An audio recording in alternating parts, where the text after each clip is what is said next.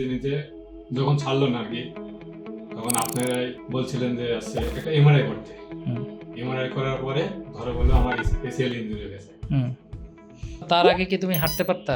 না, হাঁটতে পারতাম বলতে আমি এখন যেভাবে হাঁটতে পারতেছি তখন আমি এভাবে হাঁটতে পারতাম না। আচ্ছা, ঠিক আছে, অনেক এখন সুন্দর হাঁটতে পারতেছো। আচ্ছা, ঠিক আছে, তুমি আবার একটু হেঁটে দেখাও তো আমাদের, আর বসো।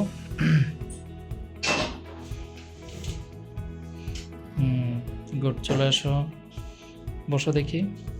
নিচে বসতে কোনো প্রবলেম হচ্ছে এখন? না। আলহামদুলিল্লাহ। একটু সিঁড়িতে উঠো, সিঁড়ির এক্সারসাইজগুলো। হ্যাঁ,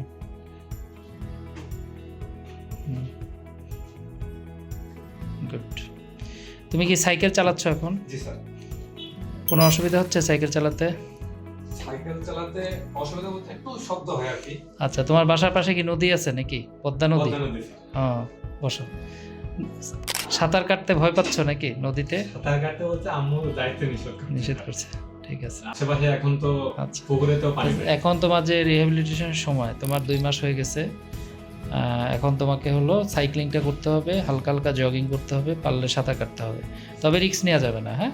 নদীতে সাঁতার কাটতে যে আবার ডুবে মরা যাবে না, ঠিক আছে? আর হলো তোমার যে পায়ের এখানে যে শুকায় যাচ্ছে, যে অ্যাডাকশন এক্সারসাইজ দেখালাম, এক্সারসাইজগুলো তুমি করবা, ঠিক আছে? তাহলে এই মাংসপেশিগুলো আরও স্ট্রং হবে। তো ইনশাল্লাহ ভালোই আছো মনে হচ্ছে। আর তুমি তাহলে 1.5 মাস পরে আবার দেখা করবা, ঠিক আছে? তাহলে ইমন আমাদের 2 মাস পরে আজকে ফলো আপে আসছে। আল্লাহর রহমতে খুব ভালো তার রিহ্যাবিলিটেশন হয়েছে এবং তার রিটার্ন টু ডেইলি অ্যাক্টিভিটিসে চলে আসছে।